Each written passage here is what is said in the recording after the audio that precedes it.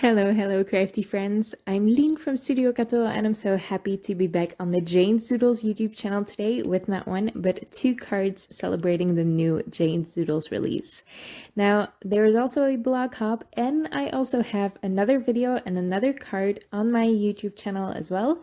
All but will be linked in the description below, so make sure you check everything out for more inspiration. Jane's Doodles is releasing two new stamp sets today, and this is the Greetings stamp set, which is lovely because it has this card with all the critters in it. You can put different images on top of the card, the pumpkins, presents, and a Christmas tree. And then there are sentiments, really small sentiments that fit on the license plate of the card, which I think is such a fun touch.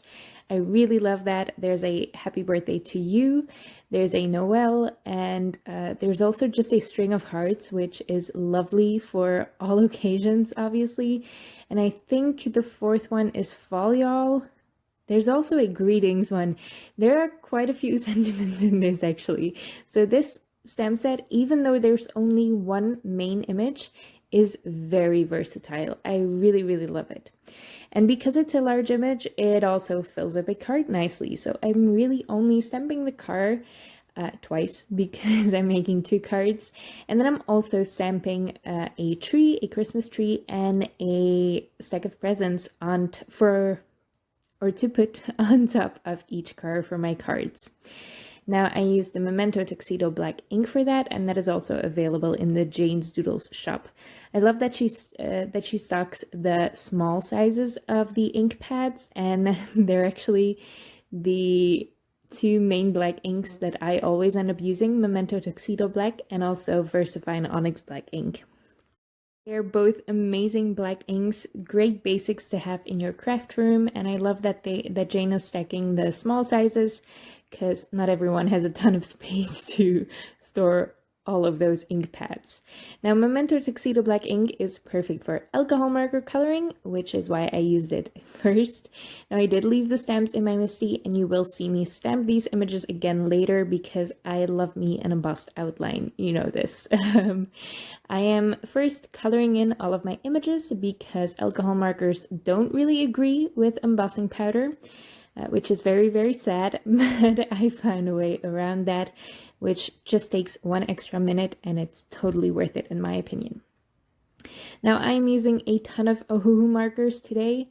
I have quite a few of Ohuhu markers. I bought the largest set when they were on sale. I really like the markers, and because I have so many of them, I do end up using more than is strictly necessary. So you don't need all of these markers to get nice color combinations, but I will leave a link to my Instagram or my Pinterest. I am not entirely sure which it is going to end up on, but anyway, I'm going to link a photo or a post where all of the marker combinations that I've used for each card will be listed, because I know I have sped this coloring up a ton. I spent almost an hour coloring all of these images because they're quite large images. But I have sped it up a lot. I know the marker caps aren't super visible for all of them, but you can find all of the combinations in the link in the description below. I'll make sure to mark the link a little bit more clear than I'm explaining it now. Now for the stack of presents, I stuck with very bright colors because I know the card is also going to be very bright. And for the red car, I stuck with a more muted green tree to try to tone it down a little bit because that red car is very bright. I love it. Now about the red car, actually, I'm not sure if I've left it in the video, but once I've heat set the embossing powder, the red gets a little bit wonky. There is one Ohuhu marker that I found that has a bad reaction to the heat, so it fades a little bit, and I just go over it again after I'm done heat setting my embossing powder. Now for the backgrounds, I'm keeping things very simple, but I do want to test out some new foil from Spellbinders. This is the opaque white foil, which is lovely for snow, I thought. And that's the main reason I got it, for sentiments and for snow for the Christmas season. So I'm using this, I think the plate is called Confetti. It's from the Stamp Market. All of the supplies I'm using today will be listed in the description below. And I just foiled that with the Spellbinders Glimmer machine. You can see it's very hot and I'm afraid of touching the plate, but it came out really, really beautifully. So all I do is I temporarily adhere the plate to my dark blue cardstock. This is from Conquer the 9th. So it's very smooth and it foils very nicely. I really like the Conquer the 9th cardstock for foiling. And I just foiled it with the opaque white foil, and there were 2 or 3 spots where the foil got a little bit overfoiled, so I just erased that with a sand eraser. For my second card, I am using this bright pink or pink purplish cardstock, and I'm using the Radiant Burst Spellbinders, what is this called? Embossing folder. It's an embossing folder, and I'm lining it up so that circle is in the center of the card. I ran that through my die cutting machine, and that's my background sorted. So these are very simple backgrounds, and I love embossing folders and basic hot foil plates for backgrounds. They add a lot to your card without distracting too much from the main image, which I needed for this beautiful main image. Now, I was a little bit disappointed with, not with the embossing folder, but with the color of cardstock that I use. Depending on the cardstock you use, the pattern will be more or less visible. It depends a little bit on the intensity of the color of your cardstock, I have now noticed. So just went over the raised areas with some white pigment ink, and that definitely made it more visible. And I really, really like it. It looks like the car is speeding, like in a cartoon. I love it. And I adhere the image on top with some foam tape, and I'm doing the same with the Christmas snowy background.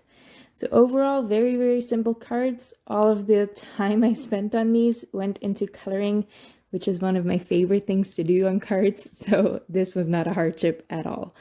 Now, I did also stamp some of the sentiments. I realized that I didn't show that in the video for some reason, but this one says happy birthday to you, or the abbreviation of it anyway. And I am finishing this card off with some gems, just some silver-backed clear gems, and I'm adhering those with Nuvo Deluxe adhesive. So that's one birthday card sorted, and I am also going to show off the Christmas card because that is my favorite of this set. I really, really love that bright red car and this simple dark background. I think a dark background really makes an image pop, and it's just really, really fun. Now, as I said, Jane's Doodles is releasing 2 stamp sets today, and this card that I made over on my channel features the second stamp set, and I love the autumn images in that one. It's just so adorable, and I had a lot of fun with that stamp set as well. So I made 3 cards for this blog hop, for this new release by Jane's Doodles. Make sure you check out my 3rd card on my channel, and also hop along on our blog hop, where you can see projects by all the design team members and some guests as well. We have some exciting guests today. So I really, really love the projects I have seen so far, but I will definitely also be hopping along to see the rest of them. I always love blog hops. They give me more inspiration for the projects as well, so I hope you check them out too. Thank you so much for watching the video. Make sure to check out the blog hop, and also head on over to the Jane's Doodles store to get your hands on these gorgeous, gorgeous stamp sets. I love them. I had a ton of fun of them, and I can't wait to create more cards with these. Thank you so much for watching, and I hope to see you next time.